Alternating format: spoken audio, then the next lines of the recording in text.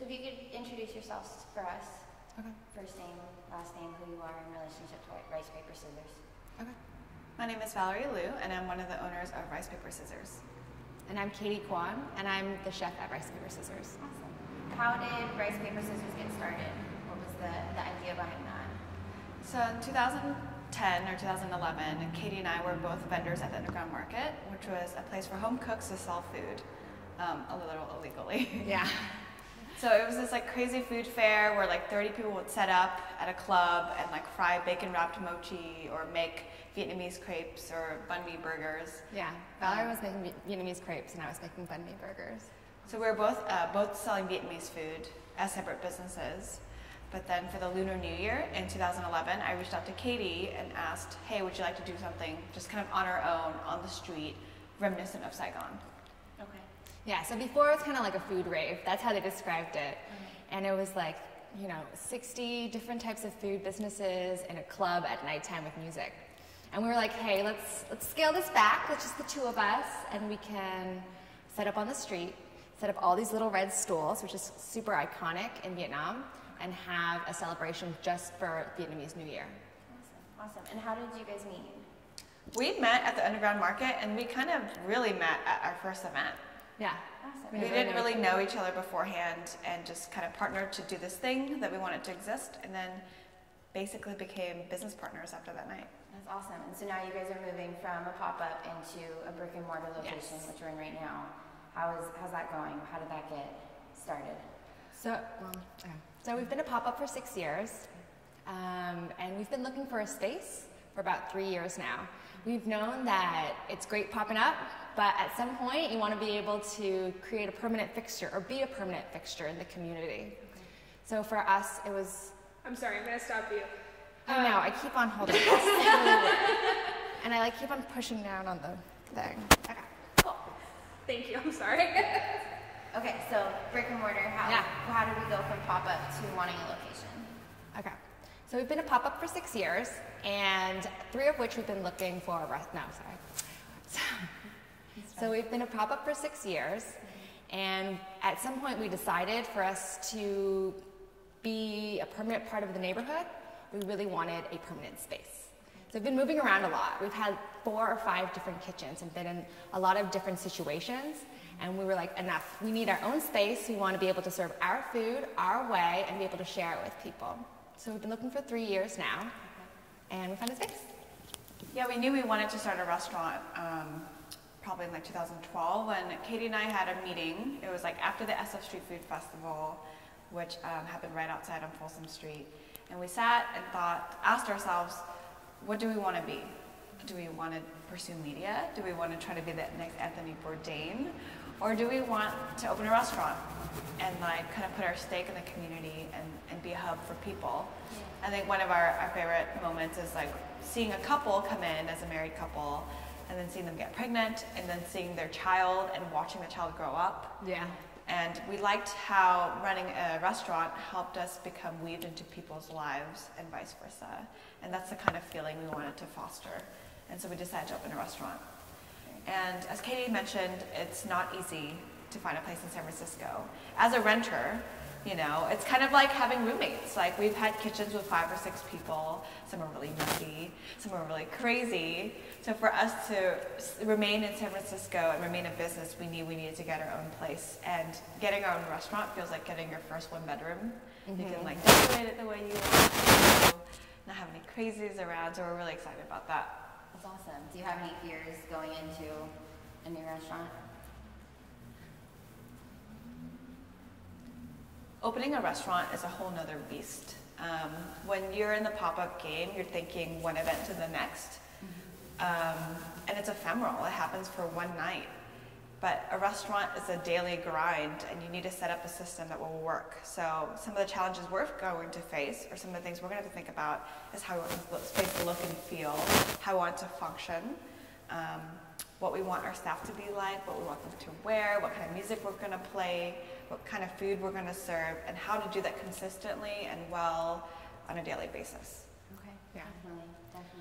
When we do pop-ups, we usually go into other people's spaces, and they already have their kitchen laid out and their seating laid out, and so what we do is we kind of add to it or figure out how to make it our own. Now we're here in this completely empty space. We don't even know where we want the bathroom.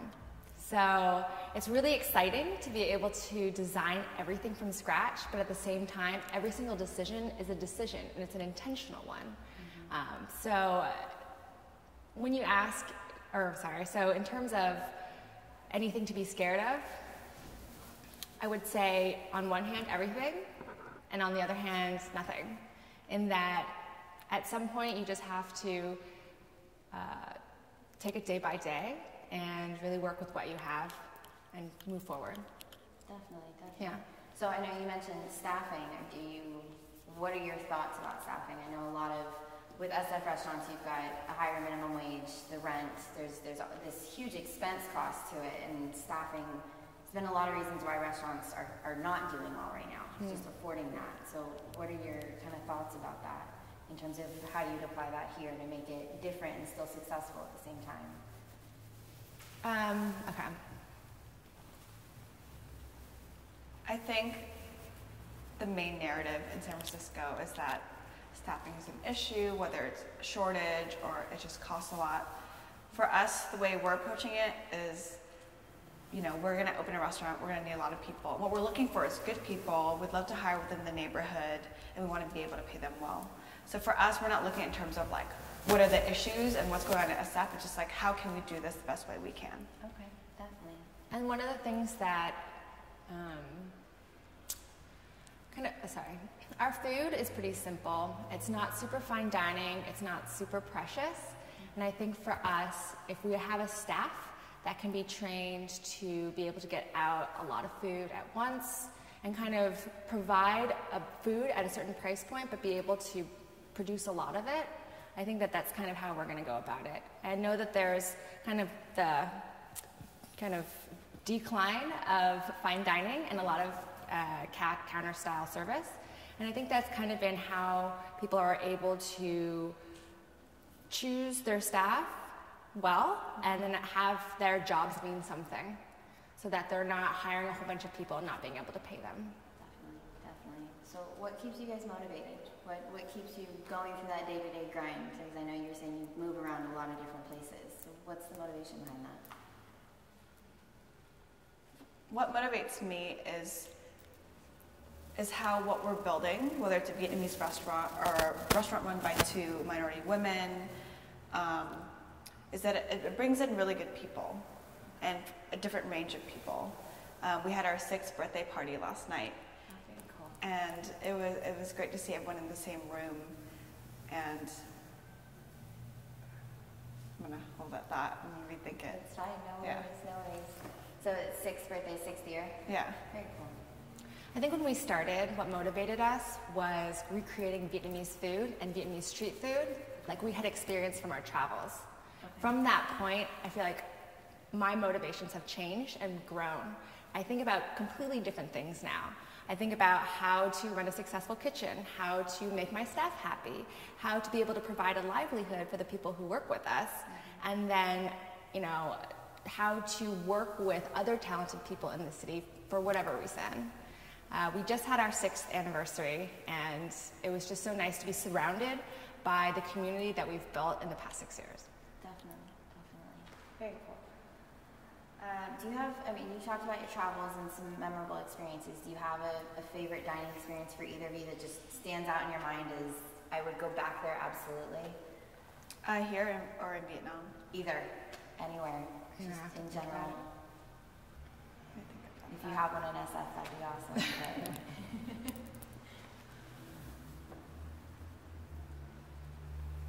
One of my favorite restaurants is the Pork Chop House in Chinatown. Okay. Its official name is New Lung Ting, but it's commonly known as Pork Chop House. It's been around for over 30 years, and they serve pork chops with spaghetti or rice with a little side of gravy. And there are people that have been going there every week for the past 30, 40 years. And it's run by a woman, Frances Ha, and previously her father. It's a family-run business. And it's very affordable. Prices haven't gone much over the years, and it gives me a lot of inspiration. I feel really warm whenever I'm there. All the customers are regulars, and that's the kind of place we hope to build ourselves. Awesome, awesome. That's very cool. Are there any chefs that either of you admire or, like you said, inspire you to keep going forward with it? Off the top of your head, I know it's a random question. I would say more so the people, our cooks and our previous cooks inspire me.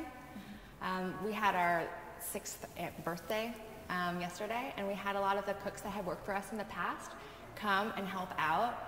And I was so overcome. I was like, oh my God, this is a dream team. I wish you guys were here all the time. And it's so nice to be able to see them grow and them to come back and want to contribute too. And I feel like we've grown together, and that's super inspiring. I have people who kind of started where we are and who have greater aspirations too and want their brick and mortar. And I think that the camaraderie drives me more than anything else. Okay. Yeah. Definitely. So going back to the location, we're in Mission. I don't know if it's the heart of Mission, I would say, but what does this area mean for you and mean for Rice, Paper, Scissors? I'll take that, I guess. So we started our first pop-up in the Mission on Valencia Street, which is like 4 blocks from here. And from then, we have cooked out of different kitchens in the Mission for, I think, 4 out of the past 6 years we've been open.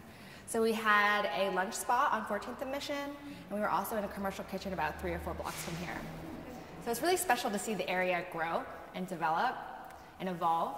And we really didn't think we were going to have a place for ourselves, or we didn't think that we would be able to find a home for ourselves in San Francisco. And it's so crazy that we're able to be here now. The first time we encountered this space, we were here for the SF Street Food Festival, and we were selling food on the street. And we ran out of, I think, basil and lettuce at some point during this huge street fair. And I remember, turning around, grabbing a wad of cash and running into this place because it was formerly a grocery store. And I was like, can I have all your lettuce? And they sold me all their lettuce. And I just remember thinking that this place was like godsend. I was like, oh my God, it's cold in here, which is really nice because it's super hot out there, and they have lettuce, and they're saving me right now. So it's only been good vibes. Awesome, awesome, very cool. Did I miss anything, Stephanie? Do you have anything?